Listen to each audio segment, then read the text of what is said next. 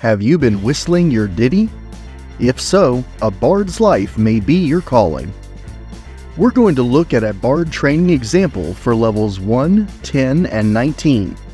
The example today leans more towards brawling using sonic weapon flares. Your individual training path may vary. At level 1, put a point into armor use and max your brawling at 6 ranks.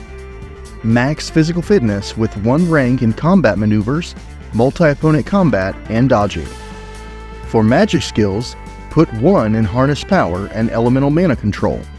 You can train 1 rank of each spell circle and put 1 rank into the 3 standard general skills, climbing, swimming, and perception. Up to level 10, we have our armor use at 6 ranks. For the early level bard, 6 ranks would be fine for double leather.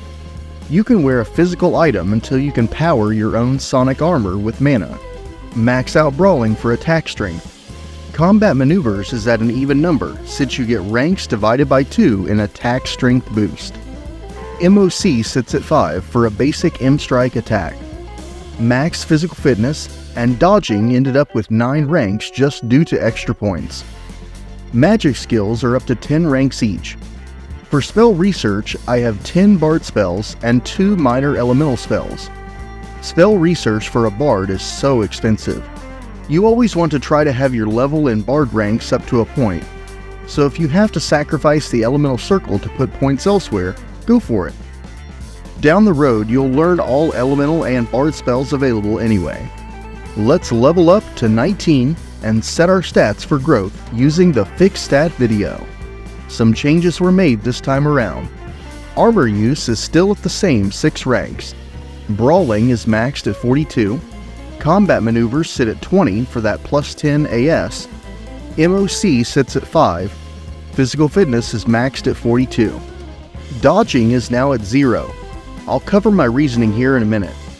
Harness power is at 25 with elemental mana control at 20. Minor elemental is now at 0 with 20 bard ranks. We've added elemental lore air with 18 ranks and the standard 20 all the way in climbing, swimming, and perception. I had to sacrifice dodging and minor elemental to make sure my bard spells were on level and I could get to 18 ranks of air lore. A brawling bard using a sonic knuckle duster can launch attacks within 2 to 3 seconds. Sonic weapons have a chance to flare, causing extra damage against living targets. Having 18 ranks of air lore gives a 12% chance for secondary flares to occur independent of the first. You can have situations where you see flares on top of flares on top of flares in a single attack. It's pretty exciting when it hits. It kind of reminds me of one of the earlier incarnations of the enhancement shaman from WoW, when Wind Fury would activate and crush an opponent in a single attack. Bards are very versatile, as you could sing whatever sonic equipment you need to match your skill. Also useful for anyone who plans to multi-account. They can lore sing to your items to find value and properties, purify gems to make them higher value, and create chrisms for wizards or clerics among other uses. In a party, many bard songs enhance group members as well, so it's always a great idea to have a bard friend around. My higher level bard can run style 1 or 9 with Hunt Pro. Bards are surprisingly good at magic combat later in levels when they have the points to allocate. It's not uncommon for some bards to go to pure style entirely if they have the harness power to fuel the hunt. And of course, some other ideas: you can pull back on magic and train up dodging or shield. Because Gemstone is so open-ended, eventually with enough time, you can max out every skill you would ever want your character to have, regardless of profession.